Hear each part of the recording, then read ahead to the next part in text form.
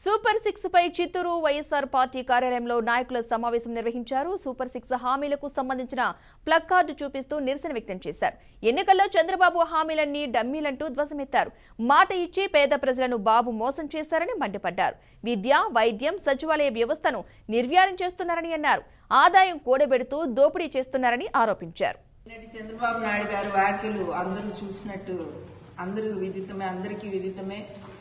మరి ఏదైతే మేము ఎలక్షన్లప్పుడు ఎన్నోసార్లు లెక్కలేనన్ని సార్లు ప్రజలకు చెప్పాము, చంద్రబాబు నాయుడు గారు గతంలో ఎప్పుడు మాట నిలబెట్టుకున్నారు కాదు, ఈసారి వచ్చినా నిలబెట్టుకున్నారు, మీరు దగా పడతారు, వారికి ఓటు వేయొద్దండి అని విన్నవించుకున్నాము, పలు విధాలుగా చెప్పాము. మరి ప్రజలు మోసపోయారు.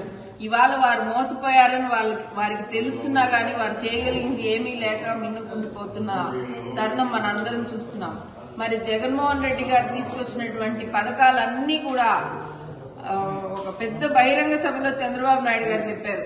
జగన్మోహన్ రెడ్డి తీసుకొచ్చిన సంక్షేమ పథకాలన్నీ కొనసాగిస్తూ వాటికంటే ఇంకా మెరుగ్గా మేము చేస్తాము అని చెప్పారు.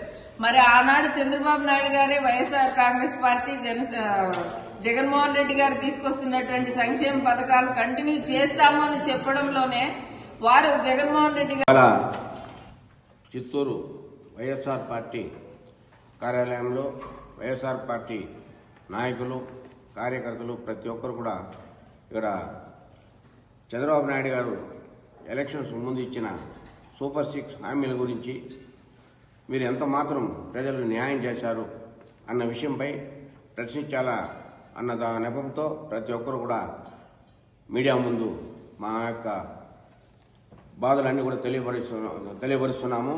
ముఖ్యంగా చెప్పాలంటే ఎలక్షన్స్ ముందు సూపర్ సిక్స్ అంటే ప్రతి ఒక్క మహిళకి 15,000 అని, ప్రతి మహిళకు 1,500 రూపాయలు ఉచితంగా ఇస్తామని, నిరుద్యోగ వృత్తి అని, మరి ఫ్రీ బస్సెస్ అని, తర్వాత 3 సిలిండర్లని, తర్వాత పెన్షన్స్ 4,000 రూపాయలని పెన్షన్ చేయడం జరిగింది.